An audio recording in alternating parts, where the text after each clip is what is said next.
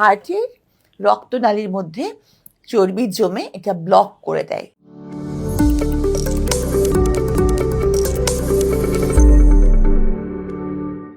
আসসালামু আলাইকুম, আমি ডক্টর সাবরিনা হুসেন। আমি কার্ডিওভ্যাসকুলার অ্যান্ড থোরাসিক সার্জারিতে এমএস করেছি। তো আমি একজন কার্ডিয়াক সার্জন। তা আজকে কথা বলবো কি কি ধরনের খাদ্যাভ্যাস আমাদের হার্টের জন্য খাবেনই না। তো প্রথমেই বলি যে হার্টের অসুখের ক্ষেত্রে যে আমরা এখন যেটা সারা বিশ্ব জুড়ে যে ডিজিজটা নিয়ে সবচেয়ে বেশি আমরা চিন্তিত সেটা হচ্ছে ischaemic heart disease, coronary artery disease, যে হার্টের রক্তনালীর মধ্যে চর্বি জমে এটা ব্লক করে দেয়, যার ফলে হার্টে রক্ত সংবহন হয় না ঠিক মতন এবং সেখান থেকে নানাবিধ সমস্যা তৈরি হচ্ছে। তো এই জন্য আমি বলবো যে অবশ্যই তেল, তৈলাক্ত খাবার, ভাজা পোড়া, তারপরে চর্বি জাতীয় খাবার যেমন গরুর, খাসি, এগুলো চর্বি, মগজ, কলিজা, এগুলো অবশ্যই খুব কম পরিমাণে খাবেন। আর যাদের হাইপারলিপিডেমিয়া আছে মানে বংশগত, তারা তো অবশ্যই এগুলো পরিহারই করবেন, খাবেনই না। আবার অনেকে ভাবেন যে চর্বি জাতীয় খাবার খাচ্ছি না, কিন্তু মিষ্টি খেলে অসুবিধা কি, কার্বোহাইড্রেট খেলে অসুবিধা কি? কিন্তু মনে রাখবেন, কার্বোহাইড্রেট জাতীয় খাবারই কিন্তু চর্বিতে রূপান্তরিত হয়ে বডিতে স্টোর হয়। এজন্য কার্বোহাইড্রেট জাতীয় খাবারও কম খেতে হবে, বিশেষ করে যাদের এই কার্ডিয়াক ডিজিজ, যারা প্রোন। ঠিক আছে? তো আরেকটা ব্যাপার হচ্ছে ধূমপান। ধূমপান কিন্তু মারাত্মক ক্ষতি করে হার্টের রক্তনালীর জন্য। তো ধূমপান অবশ্যই পরিহার করতে হবে। এটার কোনোই বিকল্প নেই, এটা অবশ্যই পরিহার করতে হবে। সেই সাথে অ্যালকোহল অ্যাবিউজ থেকেও দূরে থাকতে হবে, কারণ সেক্ষেত্রেও কার্ডিয়াক ডিজিজ, তারপরে হচ্ছে গিয়ে ফ্যাটি লিভার বিশেষ করে এগুলা হয়। আচ্ছা, আর আরেকটা ব্যাপার হচ্ছে খাদ্যাভ্যাস তো নিয়ন্ত্রণ করবেনই, সেই সাথে আমার মনে হয় যে আমি আরেকটা জিনিস বলে রাখি, হার্টের ডিজিজ থেকে যারা ভুগছেন তারা অবশ্যই একটু স্ট্রেসলেস লাইফ কাটানোর চেষ্টা করবেন। যে যত বেশি অ্যাংজাইটিতে ভুগবেন, স্ট্রেসফুল কন্ডিশনের মধ্যে দিয়ে যাবেন, হার্টের আরও বেশি আক্রান্ত হওয়ার সম্ভাবনা বেশি। ওজনটা বয়সের তুলনায় অনেক কম, খেলাধুলা করতে পারছে না, যেই বয়সে যতটুকু খেলাধুলা, মুভমেন্ট, অ্যাক্টিভিটিস থাকা দরকার নাই।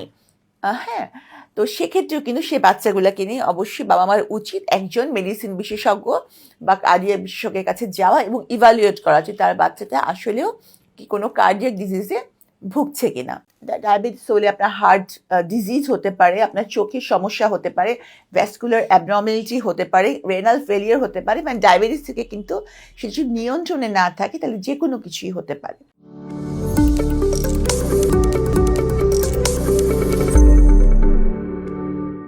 আসসালামু আলাইকুম, আমি ডক্টর সাবরিনা হুসেন। আমি কার্ডিওভ্যাসকুলার অ্যান্ড থোরাসিক সার্জারিতে এমএস করেছি। তো আমি একজন কার্ডিয়াক সার্জন। তা আজকে কথা বলবো, এখন আসি গুরুত্বপূর্ণ বিষয়, ডায়াবেটিস। আমরা ডায়াবেটিস কিন্তু সকল রোগের কারণ হয়ে যেতে পারে। ডায়াবেটিস হলে আপনার হার্ট ডিজিজ হতে পারে, আপনার চোখের সমস্যা হতে পারে, ভ্যাসকুলার অ্যাবনর্মালিটি হতে পারে, রেনাল ফেলিয়ার হতে পারে। ডায়াবেটিস থেকে কিন্তু সে যদি নিয়ন্ত্রণে না থাকে তাহলে যে কোনো কিছুই হতে পারে। তো অনেকেই ভাবেন যে মিষ্টি খেলেই ডায়াবেটিস হয়, আবার অনেকে ভাবেন যে ডায়াবেটিস হয়তো ভাবছেন যে আমি তো মিষ্টি খাই না, আমার ব্লাড সুগার কেন বেশি থাকবে বা এরকম কিছু। কিন্তু ডায়াবেটিসের সাথে কিন্তু এটার সম্পর্ক নাই। দেখা যাচ্ছে যে জেনেটিক্যালি আপনি ডায়াবেটিক। তো সে আর এমনিতেও কার্বোহাইড্রেট জাতীয় খাবার সকলেরই কম খাওয়া উচিত, বিশেষ করে সাদা খাবার। আজকাল বলা হয় সাদা জিনিস থেকে দূরে থাকতে। তো আর ডায়াবেটিসটা অবশ্যই নিয়ন্ত্রণে রাখতে হবে প্রয়োজন বোধে। অনেকেই আছেন যে ডায়াবেটিসের ওষুধ খাওয়া বা ইনসুলিন না নেওয়াটাকে একেবারে বিশাল বিপদের ব্যাপার মনে করেন, কিন্তু মনে রাখবেন ইনসুলিন নেওয়াতে কিন্তু কোনো ক্ষতি নাই। আপনার যদি প্রয়োজন হয় আপনি অবশ্যই চিকিৎসকের পরামর্শ অনুযায়ী ইনসুলিন নেবেন।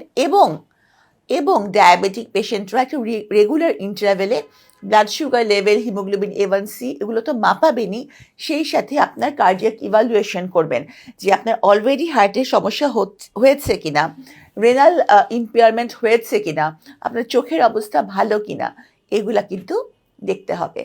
তো আমি বলবো যে হার্টের ব্যাপারের ক্ষেত্রে ডায়াবেটিসটাকে নিয়ন্ত্রণ করা খুবই খুবই বেশি জরুরি। অনেকেই ভাবেন যে আমার ঘন ঘন আমার প্রস্রাব হচ্ছে না, তার মানে নিশ্চয়ই আমার তেমন সমস্যা নাই। ডায়াবেটিসের ক্ষেত্রে একই কথা, অনেক সময় ডায়াবেটিসের কোনো লক্ষণ নাও থাকতে পারে।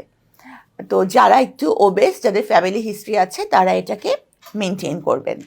ইভ্যালুয়েশনের পরে কিন্তু অবশ্যই বাচ্চার ওজন যদি ভালো হয় এবং বাচ্চা যদি চিকিৎসক যদি মনে করেন, তাহলে অবশ্যই সার্জারির মাধ্যমেই তার এই যে কার্ডিয়াক প্রবলেমটা, এটা কারেকশন করতে হবে। হ্যাঁ, হার্টে যদি কোনো কনজেনিটাল হার্ট ডিজিজ থাকে এবং সেটা বাচ্চা নীল হয়ে যাচ্ছে, বাচ্চার বৃদ্ধি হচ্ছে না, বাচ্চা খেতে পারছে না, বাচ্চা বুকের দুধ টেনে খেতে পারে না, বা অন্য খাবার খেতে পারছে না, খেলাধুলা করতে পারছে না, যে তারা এমনি হয়তো ভালো হয়ে যাবে, এরকম ভাবার কারণ নেই। কিভাবে বোঝা যায় যে বাচ্চার জন্মগত ত্রুটি আছে? মানে বাবা মা কি করে বুঝবেন? দেখা যায় যে বাচ্চার যখন জন্ম হলো তখন বাচ্চাটা নীল হয়ে যাচ্ছে, বাচ্চারা যেভাবে কেঁদে ওঠে সেভাবে কেঁদে উঠছে না। তখনই কিন্তু চিকিৎসকরা বুঝে নেন যে বাচ্চার কোনো সমস্যা আছে। আবার দেখা যায় একটা বাচ্চা হয়তো নীল ছিল, পরে আবার অক্সিজেন দেওয়ার পর ভালো হয়ে গেল, কিন্তু পরবর্তীতে দুধ টেনে খাওয়া, খেতে পারছে না। তাদেরও কিন্তু কার্ডিয়াক ইভ্যালুয়েশনের প্রয়োজন আছে। অনেকেই ভাবেন যে বাচ্চাদেরকে আবার হার্টের অসুখ হতে পারে নাকি। হ্যাঁ, বাচ্চাদের হার্টের অসুখ তো হতেই পারে, বাচ্চাদের এবং ইয়াংদের হার্টের অসুখ হতে পারে। এদের ক্ষেত্রে সাধারণত কনজেনিটাল হার্ট ডিজিজ, মানে জন্মগত ত্রুটি, এবং ভ্যালভুলার মানে হার্ট ডিজিজ হয়ে থাকে। হার্টটা পাম্প করে রক্তটা ছড়িয়ে দিতে পারছে না, তখন পা ফুলে যায়। প্রথমে পা ফুলে, তবে আলটিমেটলি পুরো শরীরেই পানি আসে এবং শ্বাসকষ্ট হয়, খুব খুব শ্বাসকষ্ট হয়। তো সেক্ষেত্রে অবশ্যই চিকিৎসকের কাছে যেতে হবে। হার্ট ফেলিয়ার এমন একটা জিনিস যে হার্টের মাসেলগুলো পাম্প করে রক্ত ছড়িয়ে দিতে পারছে না। যদি হার্টের মাসেলগুলোই ডিজিজড হয়, কার্ডিওমায়োপ্যাথি যেটাকে বলা হয়, যে হার্টের মাংসপেশির সমস্যা, সেক্ষেত্রেও কিন্তু হার্ট ফেলিয়ার হয়ে থাকে। যদি এক্সট্রিম লেভেলের ব্লাড প্রেশার বেশি থাকে, হ্যাঁ, তখনও কিন্তু মানে ব্লাড ভেসেলের এগেনস্টে প্রেশার দিয়ে হার্ট কিন্তু রক্তটা ছড়িয়ে দিতে পারে না, সেক্ষেত্রেও হার্ট ফেলিয়ার হতে পারে। হ্যাঁ, আবার কোনো কোনো সময় অ্যানিমিয়ার কারণেও হার্ট ফেলিয়ার হয়, অ্যানিমিক হার্ট ফেলিয়ার, যেটা থাইরয়েডটক্সিকোসিসের কারণে হার্ট ফেলিয়ার হয়, হ্যাঁ, সে কারণেও হার্ট ফেলিয়ার হতে পারে। মোট কথা হচ্ছে যে, আর নারীদের ক্ষেত্রে মেনোপজের পর সাধারণত করোনারি আর্টারি ডিজিজটা হয়ে থাকে, কিন্তু অপারেশনের ক্ষেত্রে ঝুঁকি কিন্তু সমান সমান। এবং মেনোপজের পরে একটা পোস্ট মেনোপজের মহিলা এবং একটা পুরুষের এই যে করোনারি আর্টারি ডিজিজ হওয়ার ঝুঁকিটাও সমান সমান। এখন হার্ট ফেলিয়ার যখন হচ্ছে, আমাদের হার্টের মাসেলের কাজ কি? হার্টের মাসেলের কাজ হচ্ছে পাম্প করে সারা শরীরে রক্ত ছড়িয়ে দেওয়া। যখন হার্টের মাসেলগুলা পাম্প করে রক্ত ছড়িয়ে দিতে পারবে না, হ্যাঁ, তখনই সেটা হচ্ছে হার্ট ফেলিয়ার। ইস্কেমিক কারণে, যে আপনার এখানে রক্ত ভালো মতো সঞ্চালিত হচ্ছে না, করোনারি আর্টারি ডিজিজের কারণে, তখনও কিন্তু হার্ট ফেলিয়ার হতে পারে। বাংলাদেশে কিন্তু রিউমেটিক হার্ট ডিজিজের প্রকোপ খুব বেশি। রিউমেটিক ফিভার হয় বিশেষ করে যারা একটু লো সোশিও ইকোনমিক কন্ডিশনের মানুষ, তাদের ক্ষেত্রে কিন্তু রিউমেটিক ফিভার হওয়ার এটা বেশি, এবং বিশেষ করে মহিলাদের ক্ষেত্রে। এবং রিউমেটিক ফিভার হলে হার্টের ভালভ আক্রান্ত হয়, সেক্ষেত্রে দেখা যাচ্ছে যে ভালভগুলো এমনটাই হয়ে গেছে যে ভালভ চেঞ্জ করে নতুন ভালভ লাগাতে হচ্ছে, এবং সেটা কিন্তু ইয়াং জেনারেশনের ক্ষেত্রেই দেখা যায়। আবার বয়স্ক মানুষের অ্যাওর্টিক ভালভ দেখা যায় যে ক্যালসিফিকেশন হয়ে যায়, সেক্ষেত্রে আবার বয়স্ক মানুষেরও ভালভ চেঞ্জ করা লাগে। তো ভালভের ডিজিজটা মোটামুটি সকল বয়সের মধ্যেই দেখা যায়, নারী পুরুষ সকলের মধ্যেই দেখা যায়। হার্ট ফেলিয়ার এমন একটা জিনিস যে হার্টের মাসেলগুলো পাম্প করে রক্ত ছড়িয়ে দিতে পারছে না।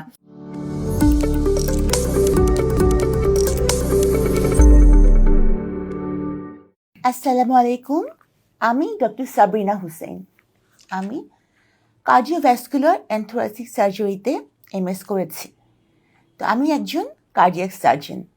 তা আজকে কথা বলবো, বাংলাদেশে কিন্তু রিউমেটিক হার্ট ডিজিজের প্রকোপ খুব বেশি। রিউমেটিক ফিভার হয় বিশেষ করে যারা একটু লো সোশিও ইকোনমিক কন্ডিশনের মানুষ তাদের ক্ষেত্রে কিন্তু রিউমেটিক ফিভার হওয়ার এটা বেশি, এবং বিশেষ করে মহিলাদের ক্ষেত্রে। এবং রিউমেটিক ফিভার হলে হার্টের ভালভ আক্রান্ত হয়। সেক্ষেত্রে দেখা যাচ্ছে যে ভালভগুলো এমনটাই হয়ে গেছে যে ভালভ চেঞ্জ করে নতুন ভালভ লাগাতে হচ্ছে, এবং সেটা কিন্তু ইয়াং জেনারেশনের ক্ষেত্রেই দেখা যায়। আবার বয়স্ক মানুষের অ্যাওর্টিক ভালভ দেখা যায় যে ক্যালসিফিকেশন হয়ে যায়, সেক্ষেত্রে আবার বয়স্ক মানুষেরও ভালভ চেঞ্জ করা লাগে। তো ভালভের ডিজিজটা মোটামুটি সকল বয়সের মধ্যেই দেখা যায়, নারী পুরুষ সকলের মধ্যেই দেখা যায়। আর ইসকেমিক হার্ট ডিজিজ মানে করোনারি আর্টারি ডিজিজ যেটা, সেটা হচ্ছে নারী পুরুষের ক্ষেত্রে আমি বলবো। নারীদের ক্ষেত্রে, পুরুষদের তো যে কোনো বয়সেই হতে পারে, কারণ আমি বলেছি যে আমরা 28 ইয়ার্সের ছেলেরও বাইপাস সার্জারি করেছি due to coronary artery disease. আর নারীদের ক্ষেত্রে মেনোপজের পর সাধারণত করোনারি আর্টারি ডিজিজটা হয়ে থাকে, কিন্তু অপারেশনের ক্ষেত্রে ঝুঁকি কিন্তু সমান সমান। এবং মেনোপজের পরে একটা পোস্ট মেনোপজের মহিলা এবং একটা পুরুষের এই যে করোনারি আর্টারি ডিজিজ হওয়ার ঝুঁকিটাও সমান সমান। তো সেক্ষেত্রে বলবো যে আমি ছেলে এবং মেয়ের যে এই যে কার্ডিয়াক ডিজিজ হওয়ার যে পার্থক্য, আর একটা ব্যাপার আমি আগে বলেছি যেটা পেরিকার্ডিয়াল ইফিউশন যেটা হয়ে থাকে, এটা কিন্তু টিউবারকুলোসিস থেকেও হয়। এই পেরিকার্ডিয়াম যদি আক্রান্ত হয়, হ্যাঁ, তাহলেও কিন্তু হার্টের সমস্যা হতে পারে। এখন হার্ট ফেলিওর যখন হচ্ছে আমাদের হার্টের মাসেলের কাজ কি? হার্টের মাসেলের কাজ হচ্ছে পাম্প করে সারা শরীরে রক্ত ছড়িয়ে দেওয়া। যখন হার্টের মাসেলগুলা পাম্প করে রক্ত ছড়িয়ে দিতে পারবে না, হ্যাঁ, তখনই সেটা হচ্ছে হার্ট ফেলিয়ার। এমন যদি হয় যে ইস্কেমিক কারণে, যে আপনার এখানে রক্ত ভালো মতো সঞ্চালিত হচ্ছে না করোনারি আর্টারি ডিজিজের কারণে, তখনও কিন্তু হার্ট ফেলিয়ার হতে পারে। যদি এক্সট্রিম লেভেলের ব্লাড প্রেশার বেশি থাকে, হ্যাঁ, তখনও কিন্তু মানে ব্লাড প্রেশারের এগেনস্টে প্রেশার দিয়ে হার্ট কিন্তু রক্তটা ছড়িয়ে দিতে পারে না, সেক্ষেত্রেও হার্ট ফেলিয়ার হতে পারে। হ্যাঁ, আবার কোনো কোনো সময় অ্যানিমিয়ার কারণেও হার্ট ফেলিয়ার হয়। অ্যানিমিক হার্ট ফেলিয়ার যেটা থাইরয়েডটক্সিকোসিসের কারণে হার্ট ফেলিয়ার হয়, হ্যাঁ, সে কারণেও হার্ট ফেলিয়ার হতে পারে। মোট কথা হচ্ছে যে হার্ট ফেলিয়ার এমন একটা জিনিস যে হার্টের মাসেলগুলো পাম্প করে রক্ত ছড়িয়ে দিতে পারছে না। যদি হার্টের মাসেলগুলোই ডিজিজড হয়, কার্ডিওমায়োপ্যাথি যেটাকে বলা হয়, যে হার্টের মাংসপেশির সমস্যা, সেক্ষেত্রেও কিন্তু হার্ট ফেলিয়ার হয়ে থাকে। তখন দেখা যায় যে যেহেতু হার্টটা পাম্প করে রক্তটা ছড়িয়ে দিতে পারছে না, তখন পা ফুলে যায়। প্রথমে পা ফুলে, তবে আলটিমেটলি পুরো শরীরেই পানি আসে এবং শ্বাসকষ্ট হয়, খুব খুব শ্বাসকষ্ট হয়। তো সেক্ষেত্রে অবশ্যই চিকিৎসকের কাছে যেতে হবে, এবং প্রয়োজনীয় যার যে কারণে হার্ট ফেলিয়ার হয়েছে সে কারণটা চিকিৎসক ডায়াগনোসিস করবেন এবং সে অনুযায়ী তাকে ট্রিটমেন্ট দেবেন, সেই ট্রিটমেন্টে তাকে থাকতে হবে।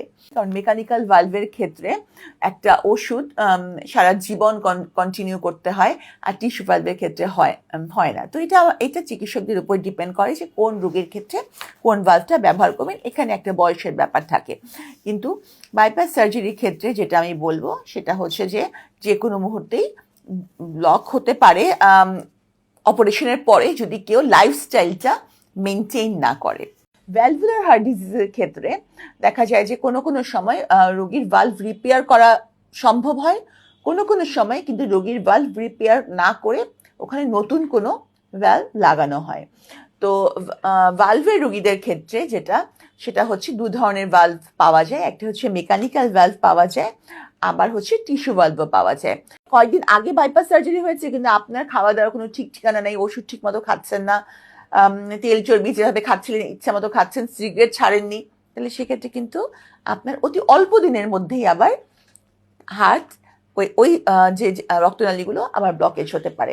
আপনার যদি অল্প বয়সেও বাইপাস সার্জারি হয়ে থাকে, কিন্তু আপনি ধূমপান ছেড়ে দেন, আপনি যদি চর্বি জাতীয় তৈলাক্ত এই সকল খাবার মানে যেগুলোতে স্যাচুরেটেড ফ্যাটি অ্যাসিড থাকে এগুলো না খান, আপনি যদি কার্বোহাইড্রেট কন্ট্রোল করে খান, আপনি যদি একটু রেগুলার হাঁটেন বা কায়িক পরিশ্রম করেন তো এবং রেস্ট নেন, এবং আপনার ঘুম যদি নিয়মিত হয়, তাহলে দেখা যেতে পারে যে আপনার অল্প বয়সে আপনার বাইপাস সার্জারি হয়েছে, কিন্তু আপনি আজীবন ভালো থাকবেন। বাচ্চাটা নীল হয়ে যাচ্ছে।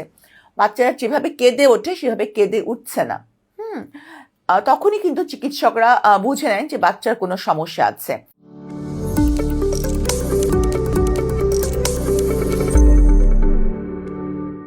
আসসালামু আলাইকুম, আমি ডক্টর সাবরিনা হুসেন। আমি কার্ডিওভ্যাসকুলার অ্যান্ড থোরাসিক সার্জারিতে এমএস করেছি। তো আমি একজন কার্ডিয়াক সার্জন। তা আজকে কথা বলবো আর শিশুদের হার্টের অসুখের ক্ষেত্রে অনেকেই ভাবেন যে বাচ্চাদেরকে আবার হার্টের অসুখ হতে পারে নাকি। হ্যাঁ, বাচ্চাদের হার্টের অসুখ তো হতেই পারে, বাচ্চাদের এবং ইয়াংদের হার্টের অসুখ হতে পারে। এদের ক্ষেত্রে সাধারণত কনজেনিটাল হার্ট ডিজিজ মানে জন্মগত ত্রুটি এবং ভ্যালভুলার মানে হার্ট ডিজিজ হয়ে থাকে। দেখা যায় যে জন্মগত ত্রুটি কিছু কিছু বাচ্চা জন্ম সময় দেখা যায় কিভাবে বোঝা যায় যে বাচ্চার জন্মগত ত্রুটি আছে, মানে বাবা মা কি করে বুঝবেন। দেখা যায় যে বাচ্চার যখন জন্ম হলো তখন বাচ্চাটা নীল হয়ে যাচ্ছে, বাচ্চারা যেভাবে কেঁদে ওঠে সেভাবে কেঁদে উঠছে না। তখনই কিন্তু চিকিৎসকরা বুঝে নেন যে বাচ্চার কোনো সমস্যা আছে। আবার দেখা যায় একটা বাচ্চা হয়তো নীল ছিল, পরে আবার অক্সিজেন দেওয়ার পর ভালো হয়ে গেল, কিন্তু পরবর্তীতে দুধ টেনে খাওয়া খেতে পারছে না। তাদেরও কিন্তু কার্ডিয়াক ইভালুয়েশনের প্রয়োজন আছে। কিছু কিছু বাচ্চা আরেকটু বড় হলে 3-4 বছর দেখা যাচ্ছে যে বাচ্চার যেরকম গ্রোথ হওয়ার কথা বয়স অনুযায়ী সেরকম গ্রোথ হচ্ছে না। আবার দেখা যাচ্ছে যে বাচ্চা ঘন ঘন ঠান্ডা কাশি জ্বরে ভুগছে। হ্যাঁ, এবং ওজনটা বয়সের তুলনায় অনেক কম, খেলাধুলা করতে পারছে না। যেই বয়সে যতটুকু খেলাধুলা মুভমেন্ট অ্যাক্টিভিটিস থাকা দরকার নাই। হ্যাঁ, তো সেক্ষেত্রেও কিন্তু সেই বাচ্চাগুলোকে নিয়ে অবশ্যই বাবা মার উচিত একজন মেডিসিন বিশেষজ্ঞ বা কার্ডিয়াক বিশেষজ্ঞের কাছে যাওয়া এবং ইভালুয়েট করা যে তার বাচ্চাটা আসলেও কি কোনো কার্ডিয়াক ডিজিজে ভুগছে কিনা। তো ইভালুয়েশনের পরে কিন্তু অবশ্যই বাচ্চার ওজন যদি ভালো হয় এবং বাচ্চা যদি চিকিৎসক যদি মনে করেন তাহলে অবশ্যই সার্জারির মাধ্যমেই তার এই যে কার্ডিয়াক প্রবলেমটা এটা কারেকশন করতে হবে। হ্যাঁ, এরকম ভাবার কোনো কারণ নাই যে হার্টে যদি কোনো কনজেনিটাল হার্ট ডিজিজ থাকে এবং সেটা বাচ্চা নীল হয়ে যাচ্ছে, বাচ্চার বৃদ্ধি হচ্ছে না, বাচ্চা খেতে পারছে না, বাচ্চা বুকের দুধ টেনে খেতে পারে না বা অন্য খাবার খেতে পারছে না, খেলাধুলা করতে পারছে না, যে তারা এমনি হয়তো ভালো হয়ে যাবে, এরকম ভাবার কারণ নাই। তো চিকিৎসকের পরামর্শ অনুযায়ী তাকে ইন্টারভেনশন করাটাই উচিত হবে বলে মনে করি। বাইপাস সার্জারি করার পরে আপনার অন্যান্য ভেসেলগুলাও কিন্তু আক্রান্ত হতে পারে। হ্যাঁ, আপনি বাইপাস সার্জারি বা ইন্টারভেনশন করার পরে যে একেবারে রোগমুক্ত হয়ে গেলেন এটা ভাবার কোনোই কারণ নাই। সবসময় আপনাকে এমন ওষুধ খেতে হবে যাতে আপনার লিপিড প্রোফাইলটা অর্থাৎ রক্তের চর্বিটা নিয়ন্ত্রণে থাকে, আপনার রক্ত তরল থাকে। অর্থাৎ এখন মানে এটাকে হচ্ছে যে রক্ত তরল রাখার যে ওষুধটা সেটাও আপনাকে কন্টিনিউ করতে হবে। রক্তের চর্বি যাতে কোনো ক্রমেই না বাড়ে সেই খাদ্যগুলা আপনাকে চর্বি জাতীয় খাদ্য পরিহার করতে হবে। হ্যাঁ, আপনি খুব নিশ্চিন্তে আছেন, আপনার বাইপাস সার্জারি হয়েছে আর আপনার ভবিষ্যতে কোনো কিছুই হবে না তা কিন্তু ভাবার কারণ নাই। অন্য ভেসেল আক্রান্ত হতে পারে, এমনকি সেম ভেসেলও আপনার কোলেস্টেরল চর্বি জমা হতে পারে। সেক্ষেত্রে চর্বি জাতীয় খাদ্য পরিহার করতে হবে। ধূমপান তো একেবারেই হারাম। আর হচ্ছে আপনাকে ওই ঠিক আগের নিয়মে রেস্ট নেওয়া, ব্লাড সুগার কন্ট্রোল করা, ব্লাড প্রেশার কন্ট্রোল করা, সেভাবে চলতে হবে। লঞ্জিভিটি বাড়ানোর জন্য, আপনার মরবিডিটি কমানোর জন্য ইন্টারভেনশন এবং সার্জারি করা হচ্ছে, কিন্তু আপনাকে সারা জীবনই একটা নিয়মের মধ্যে থাকতে হবে। সেটা কি?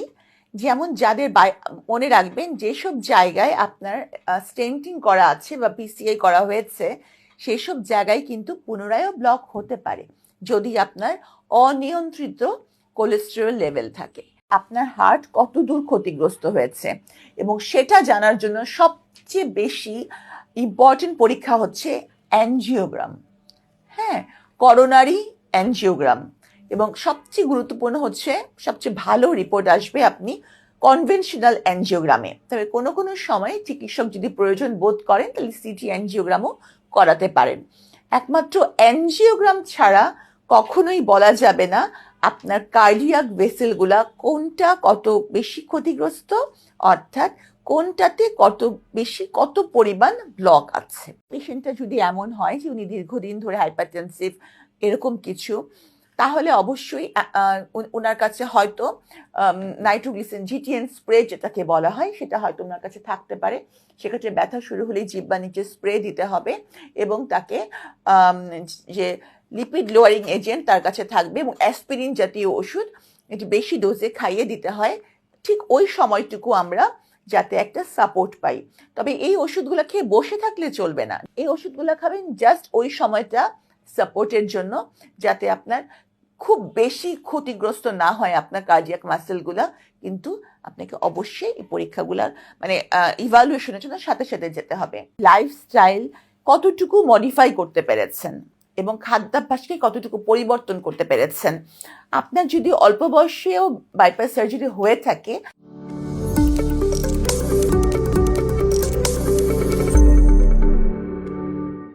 আসসালামু আলাইকুম, আমি ডক্টর সাবরিনা হুসেন। আমি কার্ডিওভ্যাসকুলার অ্যান্ড থোরাসিক সার্জারিতে এমএস করেছি। তো আমি একজন কার্ডিয়াক সার্জন। অনেকের একটা ব্যাপার আছে যে কম বয়সে বাইপাস সার্জারি করলে আবার ব্লক হয়ে যায় কিনা। আসলে বাইপাস সার্জারি কম বয়সী হলে বা বেশি বয়সে হলে এটার সাথে আবার ব্লক হয়ে যায় কিনা এটার কিন্তু সম্পর্ক নেই। সম্পর্ক সেটার সাথে আছে যে আপনি আপনার খাদ্যাভ্যাস মানে লাইফস্টাইল কতটুকু মডিফাই করতে পেরেছেন এবং খাদ্যাভ্যাসকে কতটুকু পরিবর্তন করতে পেরেছেন। আপনার যদি অল্প বয়সেও বাইপাস সার্জারি হয়ে থাকে, কিন্তু আপনি ধূমপান ছেড়ে দেন, আপনি যদি চর্বি জাতীয় তৈলাক্ত এই সকল খাবার মানে যেগুলোতে স্যাচুরেটেড ফ্যাটি অ্যাসিড থাকে এগুলো না খান, আপনি যদি কার্বোহাইড্রেট কন্ট্রোল করে খান, আপনি যদি একটু রেগুলার হাঁটেন এবং বা কায়িক পরিশ্রম করেন তো এবং রেস্ট নেন এবং আপনার ঘুম যদি নিয়মিত হয়, তাহলে দেখা যেতে পারে যে আপনার অল্প বয়সে আপনার বাইপাস সার্জারি হয়েছে কিন্তু আপনি আজীবন ভালো থাকবেন। আবার আপনার কয়েকদিন আগে বাইপাস সার্জারি হয়েছে কিন্তু আপনার খাওয়া দাওয়ার কোনো ঠিক ঠিকানা নেই, ওষুধ ঠিক মতো খাচ্ছেন না, তেল চর্বি যেভাবে খাচ্ছিলেন ইচ্ছা মতো খাচ্ছেন, সিগারেট ছাড়েননি, তাহলে সেক্ষেত্রে কিন্তু আপনার অতি অল্প দিনের মধ্যেই আবার হার্ট ওই যে রক্তনালীগুলো আবার ব্লকেজ হতে পারে। তো আমি বলবো যে এই ক্ষেত্রে কোনো সম্পর্ক নাই। আরেকটি ব্যাপার যেটা বলি যে ভ্যালভুলার হার্ট ডিজিজ, হ্যাঁ, ভ্যালভুলার হার্ট ডিজিজের ক্ষেত্রে দেখা যায় যে কোনো সময় রোগীর ভালভ রিপেয়ার করা সম্ভব হয়, কোনো সময় কিন্তু রোগীর ভালভ রিপেয়ার না করে ওখানে নতুন কোনো ভ্যালভ লাগানো হয়। তো ভালভের রোগীদের ক্ষেত্রে সেটা হচ্ছে দু ধরনের ভালভ পাওয়া যায়, একটা হচ্ছে মেকানিক্যাল ভালভ পাওয়া যায়, আবার হচ্ছে টিস্যু ভালভও পাওয়া যায়। তো মেকানিক্যাল ভালভ এবং টিস্যু ভালভের ক্ষেত্রে কিছুটা ধরন আছে, ওটার ক্ষেত্রে কিন্তু রোগীদের বয়স বুঝে কোন ভালভটা লাগানো হয় বা কোন ভালভটা লাগানো উচিত এটা চিকিৎসক সিদ্ধান্ত নেন। হ্যাঁ, তো আমরা সাধারণত যারা হচ্ছে যে বয়স্ক মানে মানুষ তাদের ক্ষেত্রে একরকম চিন্তা ভাবনা করে ভালভ লাগাই, কারণ মেকানিক্যাল ভালভের ক্ষেত্রে একটা ওষুধ সারা জীবন কন্টিনিউ করতে হয়, আর টিস্যু ভালভের ক্ষেত্রে হয় না। তো এটা চিকিৎসকদের উপর ডিপেন্ড করে যে কোন রোগীর ক্ষেত্রে কোন ভালভটা ব্যবহার করবেন, এখানে একটা বয়সের ব্যাপার থাকে।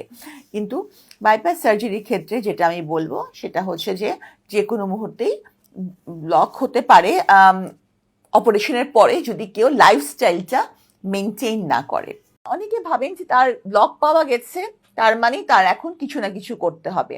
কোনো সময় একটা লেভেল আছে, সেই লেভেলের বেশি হলে ইন্টারভেনশন করতে হয় করোনারি অ্যানজিওগ্রামে। তার চেয়ে কম যদি ব্লকেজ থাকে একটা ভেসেলে তাহলে কিন্তু ইন্টারভেনশনের প্রয়োজন হয় না। ওষুধপত্র এবং লাইফস্টাইল মডিফিকেশনের মাধ্যমে কিন্তু নিয়ন্ত্রণ সম্ভব। তবে সিদ্ধান্তটা হতে হবে অবশ্যই আপনার চিকিৎসক বা হার্ট বিশেষজ্ঞের। চেস্ট এক্সরে, হ্যাঁ, পিএভিউ, মানে এই পরীক্ষাগুলা মানে করার সুবিধা আছে এমন জায়গায়। আমি সবচেয়ে ভালো হয় কোনো সরকারি হাসপাতালে, মাল্টিডিসিপ্লিনারি হসপিটাল, অথবা যদি সেটা কোনো প্রাইভেট হসপিটাল হয় অবশ্যই সেটা হতে হবে মাল্টিডিসিপ্লিনারি হসপিটাল। সেখানে তাকে সাথে সাথে নিয়ে যেতে হবে।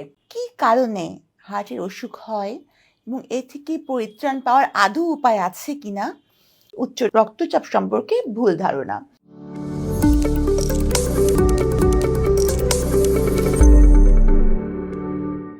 আসসালামু আলাইকুম, আমি ডক্টর সাবরিনা হুসেন। আমি কার্ডিওভ্যাসকুলার অ্যান্ড থোরাসিক সার্জারিতে এমএস করেছি। তো আমি একজন কার্ডিয়াক সার্জন। তা আজকে কথা বলবো হার্টের ডিজিজের ক্ষেত্রে যে দুটো ডিজিজ খুব বেশি আমাদেরকে ভাবায়, সেটা হচ্ছে উচ্চ রক্তচাপ বা হাই ব্লাড প্রেশার। তো উচ্চ রক্তচাপ আজকাল খুবই দেখা যাচ্ছে খুব কমন হয়ে গেছে, বিশেষ করে এই যে ক্রনিক ডিজিজের মধ্যে এই উচ্চ রক্তচাপ খুবই কমন। তো সাধারণ মানুষের একটা ব্যাপার আছে যে তারা মনে করেন যে যেদিন একটু ঘাড় ব্যথা করবে সেদিন আমি একটা ওষুধ খেয়ে নেবো, বাস আমি ভালো হয়ে যাব। তো উচ্চ রক্তচাপের ক্ষেত্রে আবার অনেকে ভাবেন যে একটু প্রেশারটা বেশি, কোথাও মাপালেন, এক গ্লাস তেঁতুলের শরবত খেয়ে নিলেন, ভালো হয়ে যাবেন ভাবছেন। কিন্তু আসলে এই সবই উচ্চ রক্তচাপ সম্পর্কে ভুল ধারণা। যদি এমন হয় যে আপনার চিকিৎসক ডায়াগনোসিস করলেন যে আপনি উচ্চ রক্তচাপ বা হাই ব্লাড প্রেশারে ভুগছেন, দেখা যায় যে সাধারণত সিস্টোলিক 130-র উপরে এবং ডায়াস্টোলিক 90-র উপরে হলেই আমরা তাকে উচ্চ রক্তচাপ বলে ধরে নেই, এবং এটা কন্টিনিউয়াসলি থাকছে। তো সেক্ষেত্রে একজন চিকিৎসক সব দিক বিবেচনা করে আপনাকে একটা ওষুধ দেবেন। সেটা হচ্ছে আপনার বয়স, আপনার জেন্ডার, সব কিছু মিলিয়েই আপনাকে একটা ওষুধ দেবেন। সেই ওষুধ আপনি কখনোই বাদ দিতে পারবেন না চিকিৎসকের পরামর্শ ছাড়া। অবশ্যই সেই ওষুধটাকে আপনাকে কন্টিনিউ করতে হবে। আর হচ্ছে অনেকে, ওই যে বললাম যে অনেকে একটু লেবু খেয়ে ফেলেন, অনেকে তেঁতুলের শরবত খেয়ে ফেলেন, মনে রাখবেন এগুলোতে কিন্তু কোনো কাজ হবে না। বরং আপনার যদি কোনো খারাপ লাগা থাকে, তখন যদি আপনি তেঁতুলের শরবত খান বা লেবু খান খালি পেটে, তখন কিন্তু আপনার অ্যাসিডিটির সমস্যা বেড়ে গিয়ে আপনার অস্বস্তি বা আপনার খারাপ লাগাকে আরও বেশি বাড়িয়ে তুলবে। সুতরাং চিকিৎসক যে ওষুধ দিয়েছেন সেটা কন্টিনিউ করবেন। অনেকে আবার এইটা ভেবে প্রেশারের ওষুধ খান না যে একবার যদি খাওয়া শুরু করি তাহলে সারা জীবন খেতে হবে। কিন্তু না, যদি আপনি আপনার ওজন কমাতে পারেন, বলা হয়ে থাকে যদি আপনার ওজন 5 কেজি কমে, সেক্ষেত্রে আপনার systolic blood pressure 10 millimetre mercury এবং ডায়াস্টোলিক 5 মিলিমিটার মার্কারি অ্যারাউন্ড কমতে পারে। কাজে আপনাকে যে ওষুধ খেলে সারা জীবন ওষুধ খেয়েই যেতে হবে এমন কিন্তু কোনো কথা নাই। আপনার ওজন নিয়ন্ত্রণের মাধ্যমে এবং লাইফস্টাইল মডিফিকেশনের মাধ্যমে একটা সময় হয়তো আপনার ওষুধ নাও খাওয়া লাগতে পারে, কিন্তু সেটা কিন্তু আপনার নিজের বিবেচনায় করলে হবে না, চিকিৎসকের পরামর্শ অনুযায়ী করতে হবে। আর আরেকটা ব্যাপার বলি, যে যারা একটু মোটা, যাদের বংশে হাইপারটেনশনের হিস্ট্রি আছে বা বাবা মা দুজনই হাইপারটেনসিভ, যাদের প্রেগনেন্সিতে হাইপারটেনশন হয়েছিল, এইসব পেশেন্টরা কিন্তু কন্টিনিউয়াসলি প্রেশার মাপাবেন রেগুলার ইন্টারভেলে এবং সতর্ক থাকবেন যে আপনার উচ্চ রক্তচাপে আপনি ভুগছেন কিনা। কারণ মনে রাখবেন, কোনো সময়ে, আমি আবার বলছি, কোনো সময় উচ্চ রক্তচাপের কোনো লক্ষণ নাও থাকতে পারে, অথচ হয়তো আপনি যখন আপনার হেমোরেজিক স্ট্রোক হলো, তখন গিয়ে আপনি জানতে পারলেন যে আপনি উচ্চ রক্তচাপে ভুগছিলেন। তো আমি বলবো যে এই ব্যাপারগুলোতে একটু সতর্ক হতে হবে। এবং স্মোকিং, যারা স্মোক করেন তাদের ক্ষেত্রে কিন্তু এটা আরও বেশি ভয়ানক হতে পারে। হার্টের অসুখের লক্ষণসমূহ, হার্টের অসুখ নিয়ে আমাদের প্রচলিত যে সকল ভুল ধারণা আছে, হার্টের অসুখের জন্য মেইন কালপ্রিট যেগুলোকে ধারণা করা হয় সেই ডিজিজগুলো সম্পর্কেও আমরা অল্প বিস্তর জানব। বুকের মধ্যে চেপে আসছে একটা ভারী কিছু,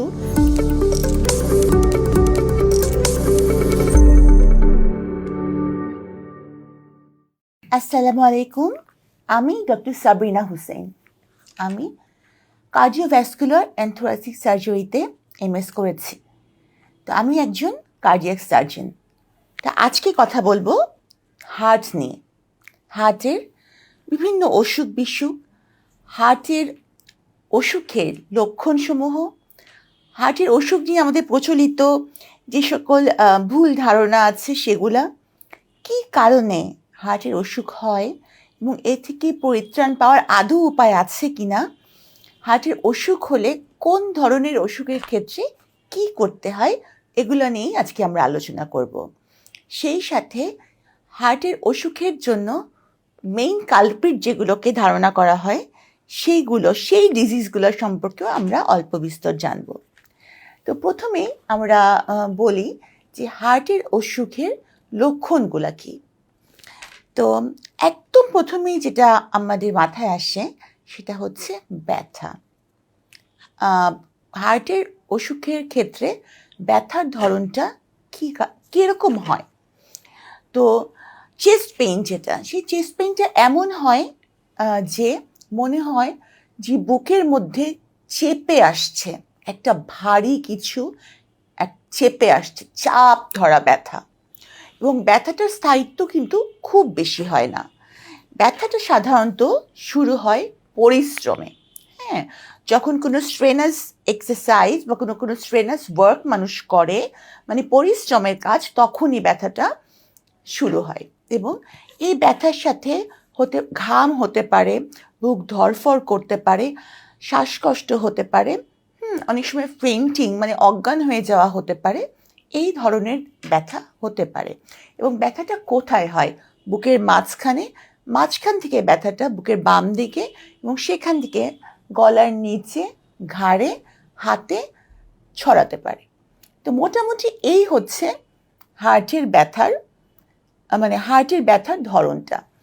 তো হার্টের ব্যথা হলে অনেক সময় অনেকে ভাবেন কি যে আমার হয়তো গ্যাসের জন্য ব্যথা করছে।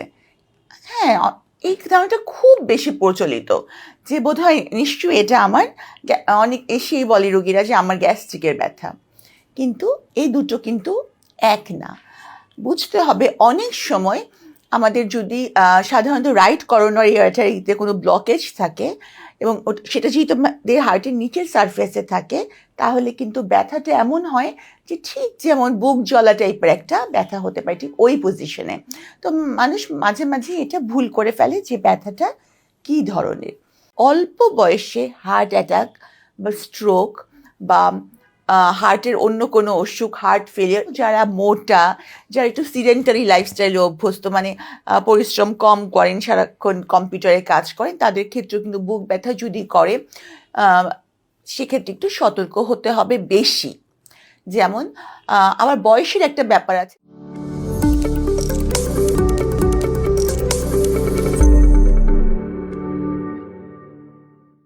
আসসালামু আলাইকুম, আমি ডক্টর সাবরিনা হুসেন। আমি কার্ডিওভ্যাসকুলার অ্যান্ড থোরাসিক সার্জারিতে এমএস করেছি। তো আমি একজন কার্ডিয়াক সার্জন। তা আজকে কথা বলবো হার্ট নিয়ে। হার্টের ব্যথা হোক বা অন্য যে কোনো ব্যথা হোক, কোন কোন মানুষ খুব বেশি সতর্ক থাকবেন? প্রথম কথা হচ্ছে, যাদের বংশে অল্প বয়সে হার্ট অ্যাটাক বা স্ট্রোক বা হার্টের অন্য কোনো অসুখ, হার্ট ফেলিয়ার, এই ধরনের ঘটনার হিস্ট্রি আছে, মানে নিকট আত্মীয়ের মধ্যে বাবা, মামা, চাচা হার্ট অ্যাটাকে অল্প বয়সে মারা গেছেন। অথবা যারা হাইপার টেনশনে ভোগেন, অর্থাৎ যারা দীর্ঘদিন ধরে উচ্চ রক্তচাপে ভুগছেন। ডায়াবেটিস, যারা অনেক দিন ধরেই ডায়াবেটিস আক্রান্ত এবং যাদের ব্লাড সুগার লেভেলটা নিয়ন্ত্রণে নাই। তো এবং যারা ধূমপায়ী, ধরেন দীর্ঘদিন ধরে যারা ধূমপান করছেন, এইসব মানুষগুলো একটু বেশি সতর্ক হবেন। এছাড়াও যারা মোটা, যারা একটু সিডেন্টারি লাইফস্টাইলে অভ্যস্ত, মানে পরিশ্রম কম করেন, সারাক্ষণ কম্পিউটারে কাজ করেন, তাদের ক্ষেত্রেও কিন্তু বুক ব্যথা যদি করে, সেক্ষেত্রে একটু সতর্ক হতে হবে বেশি। যেমন আবার বয়সের একটা ব্যাপার আছে। যেমন ছেলেদের কিন্তু আমরা দেখা যায় যে 28 ইয়ার্সের ছেলেরা আমরা বাইপাস সার্জারি করেছি। আর মেয়েদের ক্ষেত্রে সাধারণত দেখা যায় যে এই যে করোনারি আর্টারি ডিজিজ বা ইস্কেমিক হার্ট ডিজিজের পেইনটা সাধারণত মেনোপজের পরেই হয়। তো যে কোনো ক্ষেত্রেই এই ধরনের রুগীরা এবং অন্য সবাই, আমি বলবো যে যদি বুকে ব্যথা করে, তাহলে অবশ্যই হেলাফেলা করার কোনোই সুযোগ নেই। আপনারা অবশ্যই নিকটস্থ কোনো চিকিৎসা কেন্দ্রে যাবেন। তবে এমন কোনো চিকিৎসা কেন্দ্রে যাবেন না যেখানে গিয়ে সময়ের অপচয় হয়, পরীক্ষা নিরীক্ষার কোনো ব্যবস্থাই নেই। এমন চিকিৎসা কেন্দ্রে যাবেন যেখানে পরীক্ষা করা, কার্ডিয়াক অ্যাসেসমেন্ট করার, মানে সেই ইনভেস্টিগেশনগুলো করার সুযোগ রয়েছে, মানে কার্ডিয়াক অ্যাসেসমেন্ট অ্যান্ড কার্ডিয়াক ইভ্যালুয়েশনের। ঠিক আছে? তো আমি এটাই বলবো যে হার্টের ব্যথা কারো হলে কোনোভাবেই সেটাকে ইগনোর করার কোনো সুযোগ নাই। হার্টের ব্যথাটা কোথায় হয়? বুকের মাঝখান থেকে ব্যথাটা বুকের বাম দিকে এবং সেখান থেকে গলার নিচে, ঘাড়ে, হাতে ছড়াতে পারে। আসসালামু আলাইকুম, আমি ডক্টর সাবরিনা হুসেন। আমি কার্ডিওভ্যাসকুলার অ্যান্ড থোরাসিক সার্জারিতে এমএস করেছি। তো আমি একজন কার্ডিয়াক সার্জন। অল্প বয়সে হার্ট অ্যাটাক বা স্ট্রোক বা হার্টের অন্য কোনো অসুখ, হার্ট ফেলিয়ার, যারা মোটা, যারা একটু সিডেন্টারি লাইফস্টাইলে অভ্যস্ত, মানে পরিশ্রম কম করেন, সারাক্ষণ কম্পিউটারে কাজ করেন, তাদের ক্ষেত্রেও কিন্তু বুক ব্যথা যদি করে সেক্ষেত্রে একটু সতর্ক হতে হবে বেশি। যেমন আবার বয়সের একটা ব্যাপার আছে।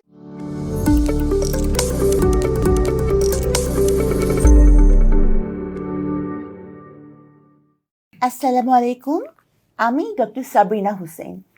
আমি কার্ডিওভ্যাসকুলার অ্যান্ড থোরাসিক সার্জারিতে এমএস করেছি। তো আমি একজন কার্ডিয়াক সার্জন। তা আজকে কথা বলবো হার্ট নিয়ে। হার্টের ব্যথা হোক বা অন্য যে কোনো ব্যথা হোক, কোন কোন মানুষ খুব বেশি সতর্ক থাকবেন?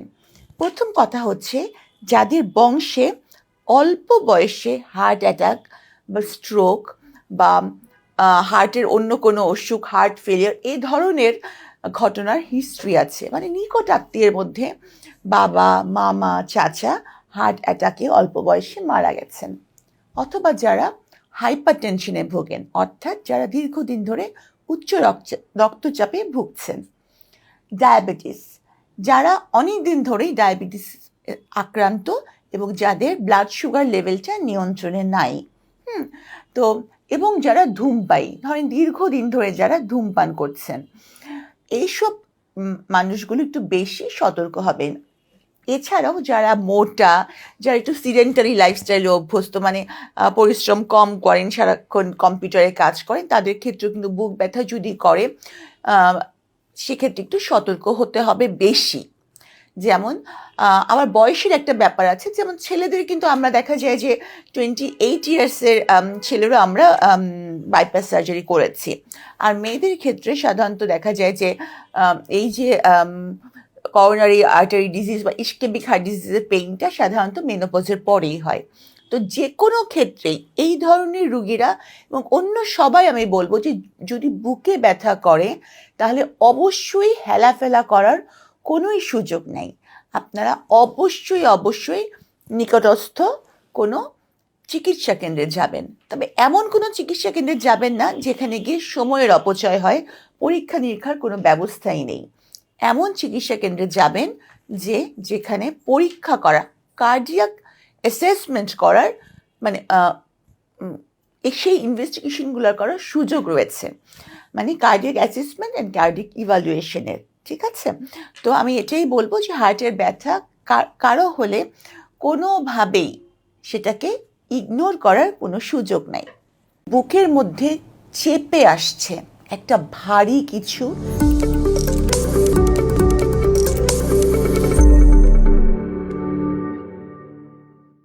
আসসালামু আলাইকুম, আমি ডক্টর সাবরিনা হুসেন। আমি কার্ডিওভ্যাসকুলার অ্যান্ড থোরাসিক সার্জারিতে এমএস করেছি। তো আমি একজন কার্ডিয়াক সার্জন। তা আজকে কথা বলবো হার্ট নিয়ে। হার্টের বিভিন্ন অসুখ বিসুখ, হার্টের অসুখের লক্ষণসমূহ, হার্টের অসুখ নিয়ে আমাদের প্রচলিত যে সকল ভুল ধারণা আছে সেগুলা, কী কারণে হার্টের অসুখ হয় এবং এ থেকে পরিত্রাণ পাওয়ার আদৌ উপায় আছে কিনা, হার্টের অসুখ হলে কোন ধরনের অসুখের ক্ষেত্রে কি করতে হয়, এগুলো নিয়েই আজকে আমরা আলোচনা করব। সেই সাথে হার্টের অসুখের জন্য মেইন কালপ্রিট যেগুলোকে ধারণা করা হয় সেই ডিজিজগুলো সম্পর্কেও আমরা অল্প বিস্তর জানব। তো প্রথমেই আমরা বলি যে হার্টের অসুখের লক্ষণগুলো কী। তো একদম প্রথমেই যেটা আমাদের মাথায় আসে সেটা হচ্ছে ব্যথা। হার্টের অসুখের ক্ষেত্রে ব্যথার ধরনটা কীরকম হয়? তো চেস্ট পেইন যেটা, সেই চেস্ট পেইনটা এমন হয় যে মনে হয় যে বুকের মধ্যে চেপে আসছে একটা ভারী কিছু, চেপে আসছে, চাপ ধরা ব্যথা। এবং ব্যথাটার স্থায়িত্ব কিন্তু খুব বেশি হয় না। ব্যথাটা সাধারণত শুরু হয় পরিশ্রমে। হ্যাঁ, যখন কোনো স্ট্রেনাস এক্সারসাইজ বা কোনো স্ট্রেনাস ওয়ার্ক মানুষ করে, মানে পরিশ্রমের কাজ, তখনই ব্যথাটা শুরু হয়। এবং এই ব্যথার সাথে ঘাম হতে পারে, বুক ধড়ফড় করতে পারে, শ্বাসকষ্ট হতে পারে, অনেক সময় ফেইন্টিং মানে অজ্ঞান হয়ে যাওয়া হতে পারে। এই ধরনের ব্যথা হতে পারে। এবং ব্যথাটা কোথায় হয়? বুকের মাঝখান থেকে ব্যথাটা বুকের বাম দিকে, এবং সেখান থেকে গলার নিচে, ঘাড়ে, হাতে ছড়াতে পারে। তো মোটামুটি এই হচ্ছে হার্টের ব্যথার ধরনটা। তো হার্টের ব্যথা হলে অনেক সময় অনেকে ভাবেন কি যে আমার হয়তো গ্যাসের জন্য ব্যথা করছে। হ্যাঁ, এই ধারণাটা খুব বেশি প্রচলিত যে বোধহয় নিশ্চয়ই এটা আমার, অনেক এসেই বলে রোগীরা যে আমার গ্যাস্ট্রিকের ব্যথা। কিন্তু এই দুটো কিন্তু এক না। বুঝতে হবে অনেক সময় আমাদের যদি সাধারণত রাইট করোনারি আর্টারিতে কোনো ব্লকেজ থাকে এবং সেটা যেহেতু আমাদের হার্টের নিচের সারফেসে থাকে, তাহলে কিন্তু ব্যথাটা এমন হয় যে ঠিক যেমন বুক জ্বলা টাইপের একটা ব্যথা হতে পারে, ঠিক ওই পজিশনে। তো মানুষ মাঝে মাঝে এটা ভুল করে ফেলে যে ব্যথাটা কী ধরনের। হার্টের অসুখের জন্য মেইন কালপ্রিট যেগুলোকে ধারণা করা হয়, সেই ডিজিজগুলো সম্পর্কেও আমরা অল্প বিস্তর জানব। কী কারণে হার্টের অসুখ হয় এবং এ থেকে পরিত্রাণ পাওয়ার আদৌ উপায় আছে কিনা? উচ্চ রক্তচাপ সম্পর্কে ভুল ধারণা।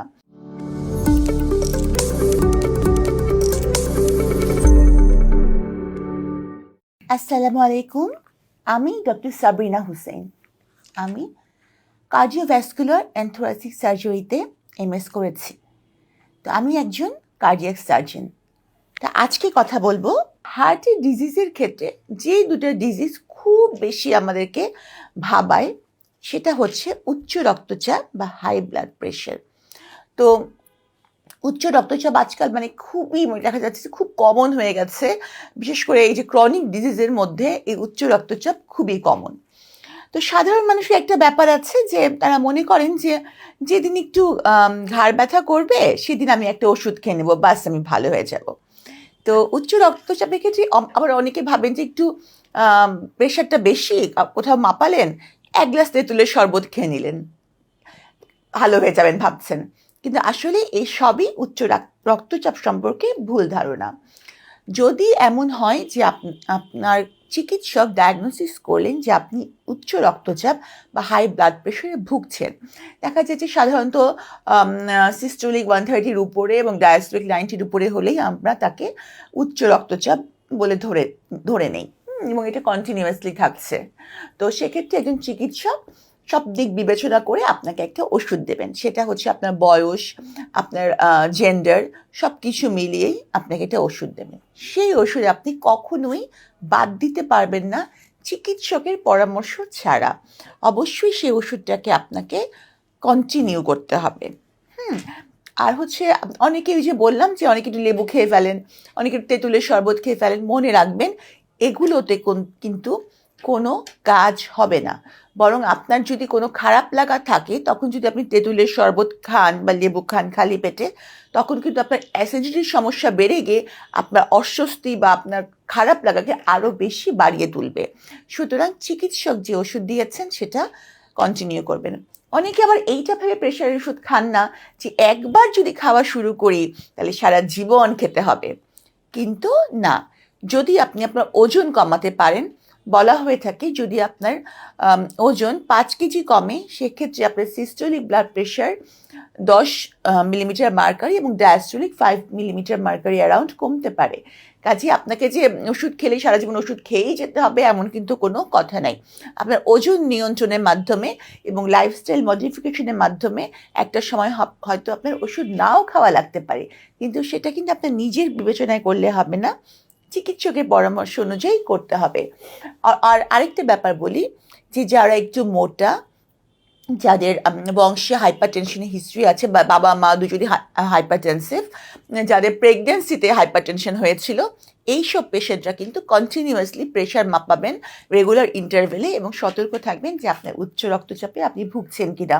কারণ মনে রাখবেন, কোনো কোনো সময়ে, আমি আবার বলছি, কোনো কোনো সময় উচ্চ রক্তচাপের কোনো লক্ষণ নাও থাকতে পারে, অথচ হয়তো আপনি যখন আপনার হেমোরেজ হলো, হেমোরেজিক স্ট্রোক হলো, তখন গিয়ে আপনি জানতে পারলেন যে আপনি উচ্চ রক্তচাপে ভুগছিলেন। তো আমি বলবো যে এই ব্যাপারগুলোতে একটু সতর্ক হতে হবে। এবং স্মোকিং, যারা স্মোক করেন তাদের ক্ষেত্রে কিন্তু এটা আরও বেশি ভয়ানক হতে পারে।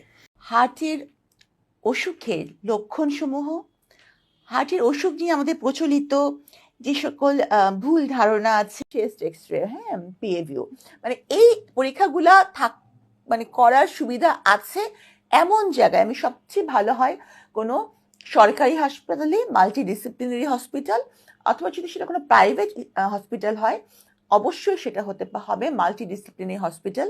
সেখানে তাকে সাথে সাথে নিয়ে যেতে হবে। অনেকে ভাবেন যে তার ব্লক পাওয়া গেছে, তার মানে তার এখন কিছু না কিছু করতে হবে। কোনো কোনো সময় একটা লেভেল আছে, সেই লেভেলের বেশি হলে ইন্টারভেনশন করতে হয় করোনারি অ্যানজিওগ্রামে। তার চেয়ে কম যদি ব্লকেজ থাকে একটা ভেসেলে, তাহলে কিন্তু ইন্টারভেনশনের প্রয়োজন হয় না। ওষুধপত্র এবং লাইফস্টাইল মডিফিকেশনের মাধ্যমেই কিন্তু নিয়ন্ত্রণ সম্ভব। তবে সিদ্ধান্তটা হতে হবে অবশ্যই আপনার চিকিৎসক বা হার্ট বিশেষজ্ঞের। লাইফস্টাইল কতটুকু মডিফাই করতে পেরেছেন এবং খাদ্যাভ্যাসকে কতটুকু পরিবর্তন করতে পেরেছেন। আপনার যদি অল্প বয়সেও বাইপাস সার্জারি হয়ে থাকে,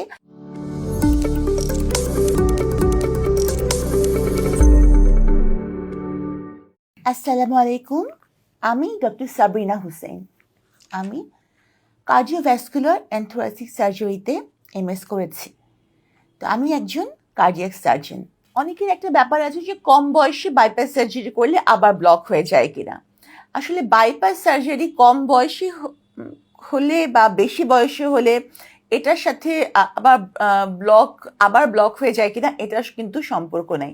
সম্পর্ক সেটার সাথে আছে যে আপনি আপনার খাদ্যাভ্যাস মানে লাইফস্টাইল কতটুকু মডিফাই করতে পেরেছেন এবং খাদ্যাভ্যাসকে কতটুকু পরিবর্তন করতে পেরেছেন। আপনার যদি অল্প বয়সেও বাইপাস সার্জারি হয়ে থাকে, কিন্তু আপনি ধূমপান ছেড়ে দেন, আপনি যদি চর্বি জাতীয় তৈলাক্ত এই সকল খাবার মানে যেগুলোতে স্যাচুরেটেড ফ্যাটি অ্যাসিড থাকে এগুলো না খান, আপনি যদি কার্বোহাইড্রেট কন্ট্রোল করে খান, আপনি যদি একটু রেগুলার হাঁটেন এবং বা কায়িক পরিশ্রম করেন তো এবং রেস্ট নেন এবং আপনার ঘুম যদি নিয়মিত হয়, তাহলে দেখা যেতে পারে যে আপনার অল্প বয়সে আপনার বাইপাস সার্জারি হয়েছে কিন্তু আপনি আজীবন ভালো থাকবেন। আবার আপনার কয়েকদিন আগে বাইপাস সার্জারি হয়েছে কিন্তু আপনার খাওয়া দাওয়ার কোনো ঠিক ঠিকানা নেই, ওষুধ ঠিক মতো খাচ্ছেন না, তেল চর্বি যেভাবে খাচ্ছিলেন ইচ্ছা মতো খাচ্ছেন, সিগারেট ছাড়েননি, তাহলে সেক্ষেত্রে কিন্তু আপনার অতি অল্প দিনের মধ্যেই আবার হার্ট ওই যে রক্তনালীগুলো আবার ব্লকেজ হতে পারে। তো আমি বলবো যে এই ক্ষেত্রে কোনো সম্পর্ক নাই।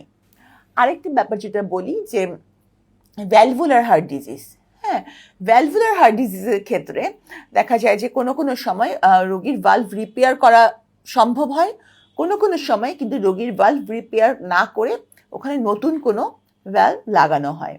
তো ভালভের রোগীদের ক্ষেত্রে সেটা হচ্ছে দু ধরনের ভালভ পাওয়া যায়। একটা হচ্ছে মেকানিক্যাল ভালভ পাওয়া যায়, আবার হচ্ছে টিস্যু ভালভও পাওয়া যায়। তো মেকানিক্যাল ভালভ এবং টিস্যু ভালভের ক্ষেত্রে কিছুটা ধরন আছে। ওটার ক্ষেত্রে কিন্তু রোগীদের বয়স বুঝে কোন ভালভটা লাগানো হয় বা কোন ভালভটা লাগানো উচিত এটা চিকিৎসক সিদ্ধান্ত নেন। হ্যাঁ, তো আমরা সাধারণত যারা হচ্ছে যে বয়স্ক মানে মানুষ তাদের ক্ষেত্রে একরকম চিন্তা ভাবনা করে ভালভ লাগাই, কারণ মেকানিক্যাল ভালভের ক্ষেত্রে একটা ওষুধ সারা জীবন কন্টিনিউ করতে হয়, আর টিস্যু ভালভের ক্ষেত্রে হয় না। তো এটা চিকিৎসকদের উপর ডিপেন্ড করে যে কোন রোগীর ক্ষেত্রে কোন ভালভটা ব্যবহার করবেন। এখানে একটা বয়সের ব্যাপার থাকে। কিন্তু বাইপাস সার্জারির ক্ষেত্রে যেটা আমি বলবো সেটা হচ্ছে যে কোনো মুহূর্তেই ব্লক হতে পারে অপারেশনের পরে, যদি কেউ লাইফস্টাইলটা মেনটেন না করে। পেশেন্টটা যদি এমন হয় যে উনি দীর্ঘদিন ধরে হাইপারটেনসিভ এরকম কিছু, তাহলে অবশ্যই ওনার কাছে হয়তো নাইট্রোগ্লিসিন জিটিএন স্প্রে যেটাকে বলা হয় সেটা হয়তো ওনার কাছে থাকতে পারে। সেক্ষেত্রে ব্যথা শুরু হলেই জিহ্বার নিচে স্প্রে দিতে হবে এবং তাকে যে লিপিড লোয়ারিং এজেন্ট তার কাছে থাকবে এবং অ্যাসপিরিন জাতীয় ওষুধ একটু বেশি ডোজে খাইয়ে দিতে হয় ঠিক ওই সময়টুকু আমরা যাতে একটা সাপোর্ট পাই। তবে এই ওষুধগুলো খেয়ে বসে থাকলে চলবে না, এই ওষুধগুলো খাবেন জাস্ট ওই সময়টা সাপোর্টের জন্য, যাতে আপনার খুব বেশি ক্ষতিগ্রস্ত না হয় আপনার কার্ডিয়াক মাসেলগুলা। কিন্তু আপনাকে অবশ্যই এই পরীক্ষাগুলার মানে ইভালুয়েশনের জন্য সাথে সাথে যেতে হবে। আপনার হার্ট কত দূর ক্ষতিগ্রস্ত হয়েছে এবং সেটা জানার জন্য সবচেয়ে বেশি ইম্পর্টেন্ট পরীক্ষা হচ্ছে অ্যানজিওগ্রাম। হ্যাঁ, করোনারি অ্যানজিওগ্রাম। এবং সবচেয়ে গুরুত্বপূর্ণ হচ্ছে, সবচেয়ে ভালো রিপোর্ট আসবে আপনি কনভেনশনাল অ্যানজিওগ্রামে। তবে কোনো কোনো সময় চিকিৎসক যদি প্রয়োজন বোধ করেন তাহলে সিটি অ্যানজিওগ্রামও করাতে পারেন।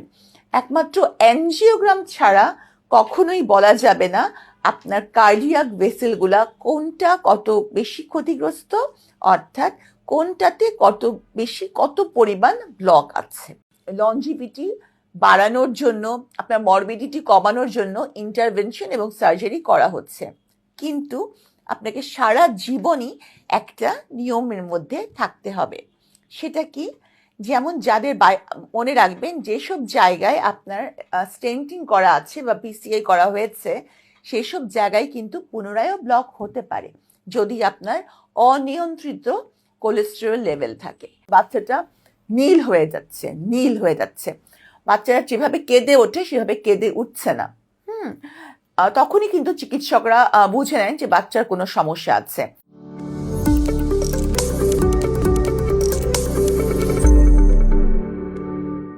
আসসালামু আলাইকুম, আমি ডক্টর সাবরিনা হুসেন। আমি কার্ডিওভ্যাসকুলার অ্যান্ড থোরাসিক সার্জারিতে এমএস করেছি। তো আমি একজন কার্ডিয়াক সার্জন। তা আজকে কথা বলবো আর শিশুদের হার্টের অসুখের ক্ষেত্রে অনেকেই ভাবেন যে বাচ্চাদেরকে আবার হার্টের অসুখ হতে পারে নাকি। হ্যাঁ, বাচ্চাদের হার্টের অসুখ তো হতেই পারে, বাচ্চাদের এবং ইয়াংদের হার্টের অসুখ হতে পারে। এদের ক্ষেত্রে সাধারণত কনজেনিটাল হার্ট ডিজিজ মানে জন্মগত ত্রুটি এবং ভ্যালভুলার মানে হার্ট ডিজিজ হয়ে থাকে। দেখা যায় যে জন্মগত ত্রুটি কিছু কিছু বাচ্চা জন্ম সময় দেখা যায়। কিভাবে বোঝা যায় যে বাচ্চার জন্মগত ত্রুটি আছে, মানে বাবা মা কি করে বুঝবেন? দেখা যায় যে বাচ্চার যখন জন্ম হলো তখন বাচ্চাটা নীল হয়ে যাচ্ছে, বাচ্চারা যেভাবে কেঁদে ওঠে সেভাবে কেঁদে উঠছে না। তখনই কিন্তু চিকিৎসকরা বুঝে নেন যে বাচ্চার কোনো সমস্যা আছে। আবার দেখা যায় একটা বাচ্চা হয়তো নীল ছিল, পরে আবার অক্সিজেন দেওয়ার পর ভালো হয়ে গেল, কিন্তু পরবর্তীতে দুধ টেনে খাওয়া খেতে পারছে না। তাদেরও কিন্তু কার্ডিয়াক ইভালুয়েশনের প্রয়োজন আছে। কিছু কিছু বাচ্চা আরেকটু বড় হলে 3-4 বছর দেখা যাচ্ছে যে বাচ্চার যেরকম গ্রোথ হওয়ার কথা বয়স অনুযায়ী সেরকম গ্রোথ হচ্ছে না। আবার দেখা যাচ্ছে যে বাচ্চা ঘন ঘন ঠান্ডা কাশি জ্বরে ভুগছে।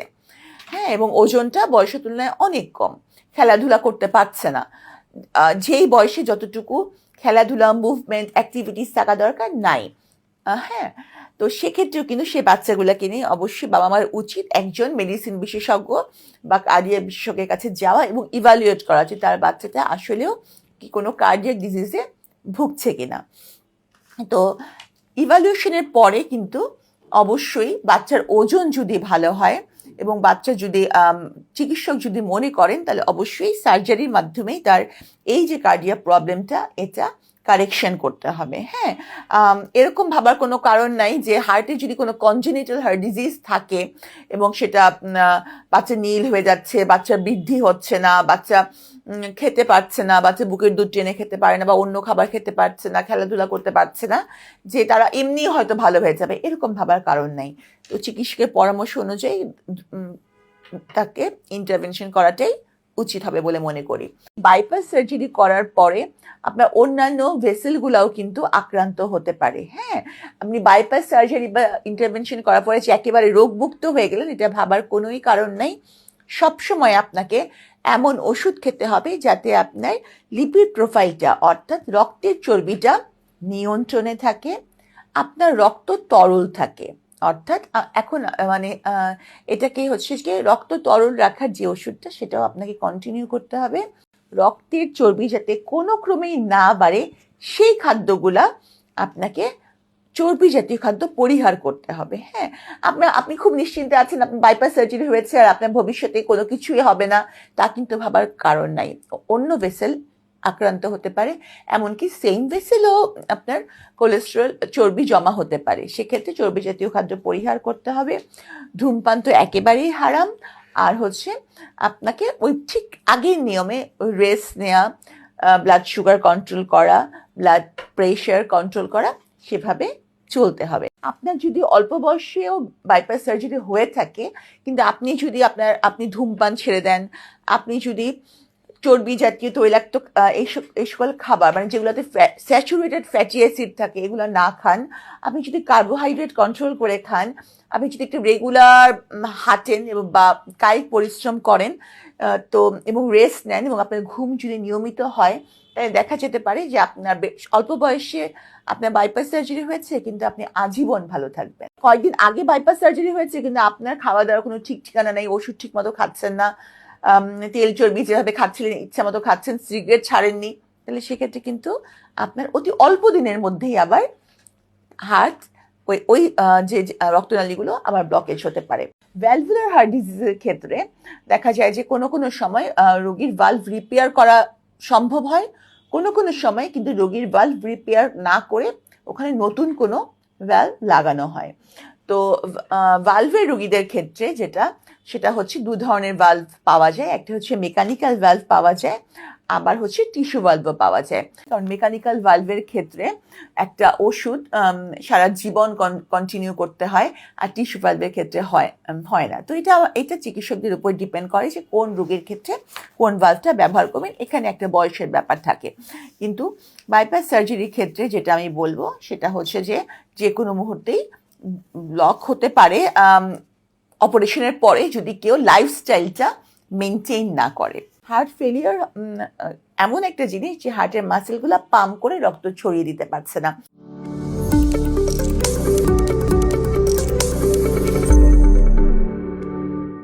আসসালামু আলাইকুম, আমি doctor Sabrina Hussain.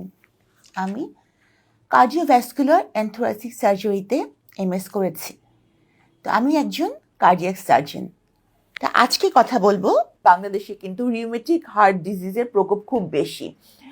Rheumatic fever হয় বিশেষ করে যারা একটু লো সোশিও ইকোনমিক কন্ডিশনের মানুষ, তাদের ক্ষেত্রে কিন্তু রিউমেটিক ফিভার হওয়ার এটা বেশি, এবং বিশেষ করে মহিলাদের ক্ষেত্রে। এবং রিউমেটিক ফিভার হলে হার্টের ভালভ আক্রান্ত হয়। সেক্ষেত্রে দেখা যাচ্ছে যে ভালভগুলো এমনটাই হয়ে গেছে যে ভালভ চেঞ্জ করে নতুন ভালভ লাগাতে হচ্ছে, এবং সেটা কিন্তু ইয়াং জেনারেশনের ক্ষেত্রেই দেখা যায়।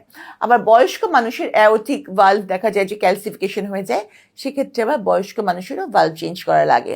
তো ভালভের ডিজিজটা মোটামুটি সকল বয়সের মধ্যেই দেখা যায়, নারী পুরুষ সকলের মধ্যেই দেখা যায়। আর ইসকেমিক হার্ট ডিজিজ মানে করোনারি আর্টারি ডিজিজ সেটা হচ্ছে নারী পুরুষের ক্ষেত্রে আমি বলবো।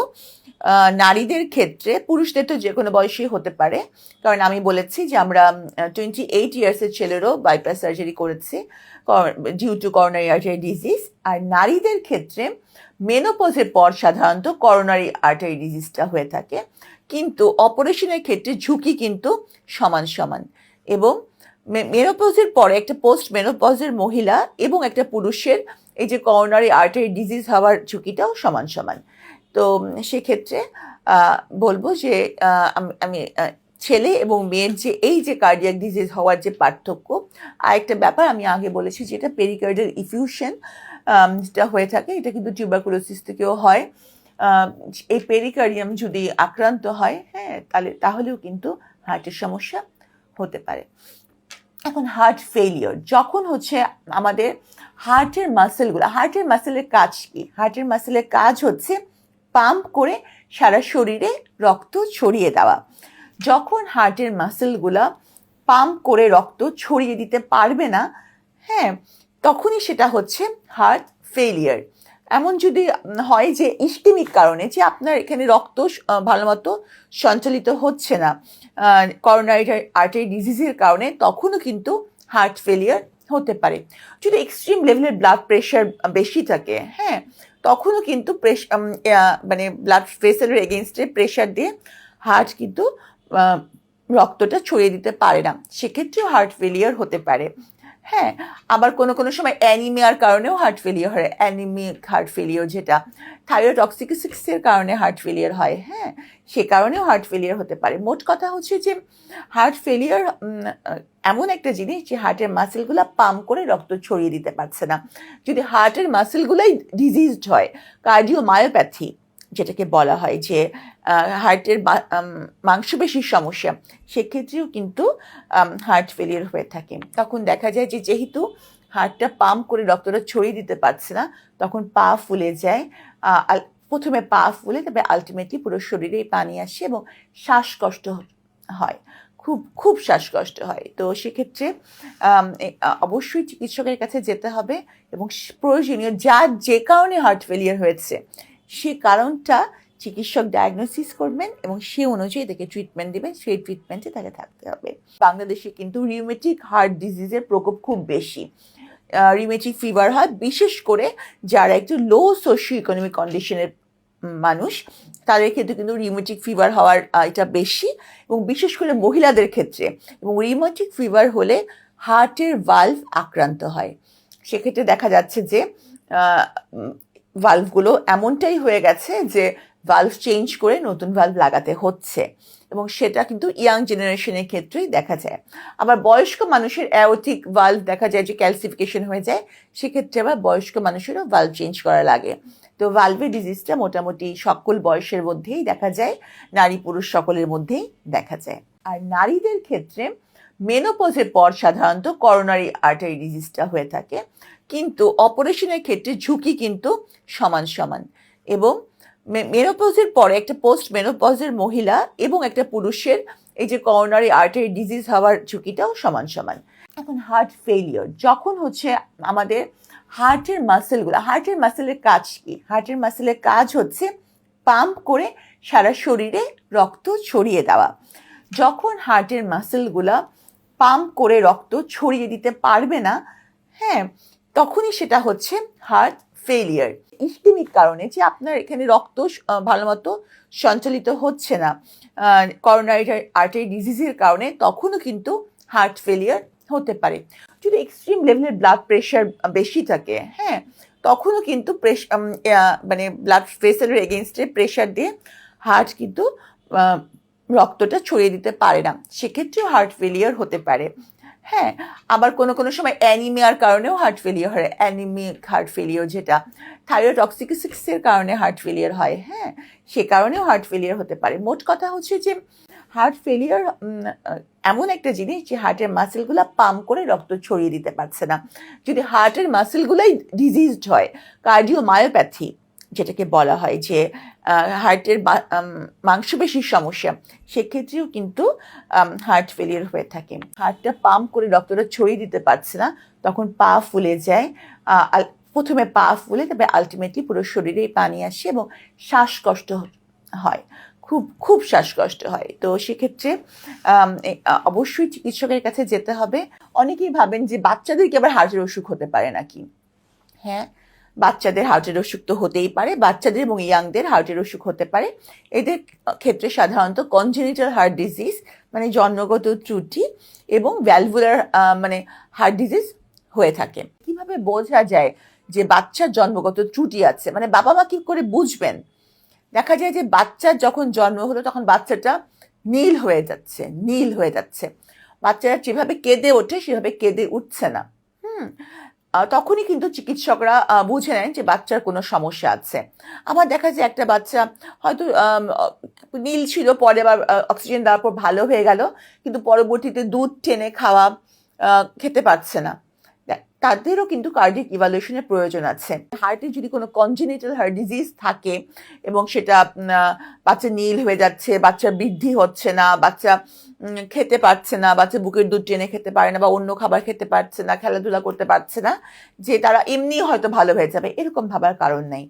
ইভালুয়েশনের পরে কিন্তু অবশ্যই বাচ্চার ওজন যদি ভালো হয় এবং বাচ্চা যদি চিকিৎসক যদি মনে করেন, তাহলে অবশ্যই সার্জারির মাধ্যমেই তার এই যে কার্ডিয়াক প্রবলেমটা এটা কারেকশন করতে হবে। হ্যাঁ, ডায়াবেটিস হলে আপনার হার্ট ডিজিজ হতে পারে, আপনার চোখের সমস্যা হতে পারে, ভ্যাসকুলার অ্যাবনর্মালিটি হতে পারে, রেনাল ফেলিয়ার হতে পারে। মানে ডায়াবেটিস থেকে কিন্তু সে যদি নিয়ন্ত্রণে না থাকে তাহলে যে কোনো কিছুই হতে পারে।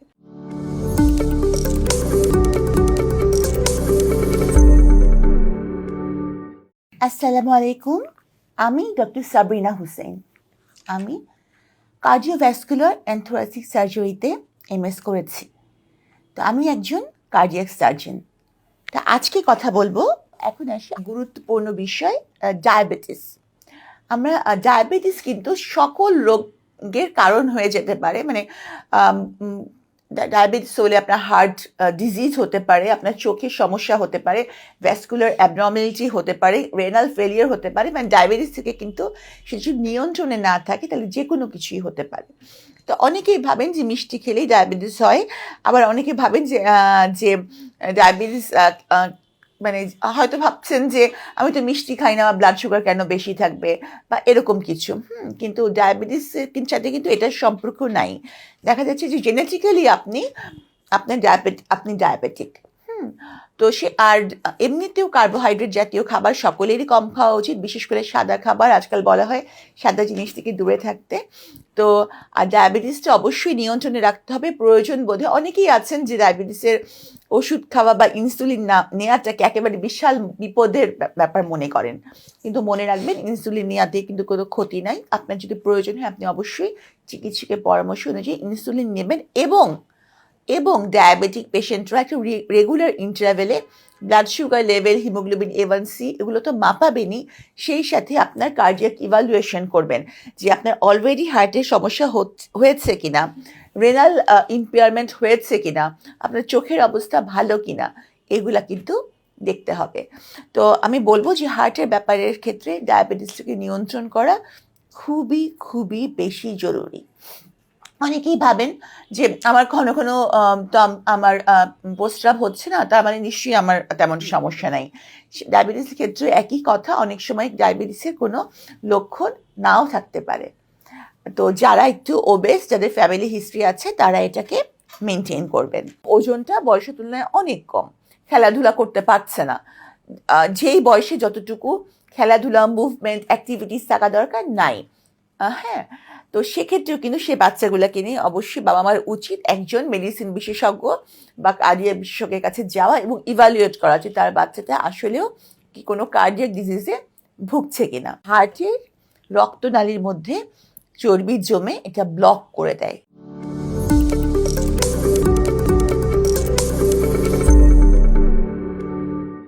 আসসালামু আলাইকুম, আমি ডক্টর সাবরিনা হুসেন। আমি কার্ডিওভ্যাসকুলার অ্যান্ড থোরাসিক সার্জারিতে এমএস করেছি। তো আমি একজন কার্ডিয়াক সার্জন। তা আজকে কথা বলবো কি কি ধরনের খাদ্যাভ্যাস আমাদের হার্টের জন্য খাবেনই না।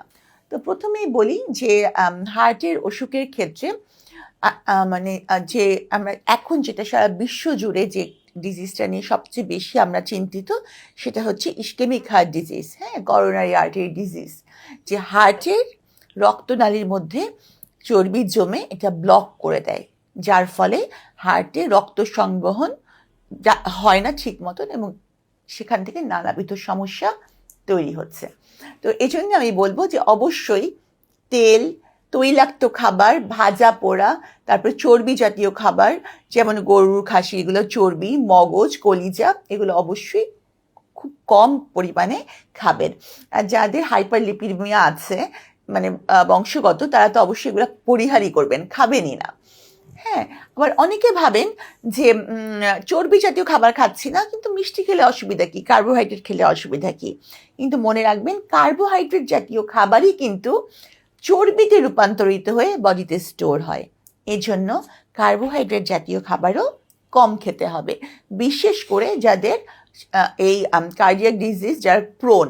ঠিক আছে? তো আরেকটা ব্যাপার হচ্ছে ধূমপান। ধূমপান কিন্তু মারাত্মক ক্ষতি করে হার্টের রক্তনালীর জন্য। তো ধূমপান অবশ্যই পরিহার করতে হবে। হ্যাঁ, এটার কোনোই মানে বিকল্প নেই, এটা অবশ্যই পরিহার করতে হবে। সেই সাথে অ্যালকোহল অ্যাবিউজ থেকেও দূরে থাকতে হবে, কারণ সেক্ষেত্রেও কার্ডিয়াক ডিজিজ, তারপরে হচ্ছে গিয়ে ফ্যাটি লিভার বিশেষ করে, এগুলা হয়। আচ্ছা, আর আরেকটা ব্যাপার হচ্ছে খাদ্যাভ্যাস তো নিয়ন্ত্রণ করবেনই, সেই সাথে আমার মনে হয় যে আমি আরেকটা জিনিস বলে রাখি, হার্টের ডিজিজ থেকে যারা ভুগছেন তারা অবশ্যই একটু স্ট্রেসলেস লাইফ কাটানোর চেষ্টা করবেন। যে যত বেশি অ্যাংজাইটিতে ভুগবেন, স্ট্রেসফুল কন্ডিশনের মধ্যে দিয়ে যাবেন, হার্টের আরও বেশি আক্রান্ত হওয়ার সম্ভাবনা বেশি। হার্টের ব্যথাটা কোথায় হয়?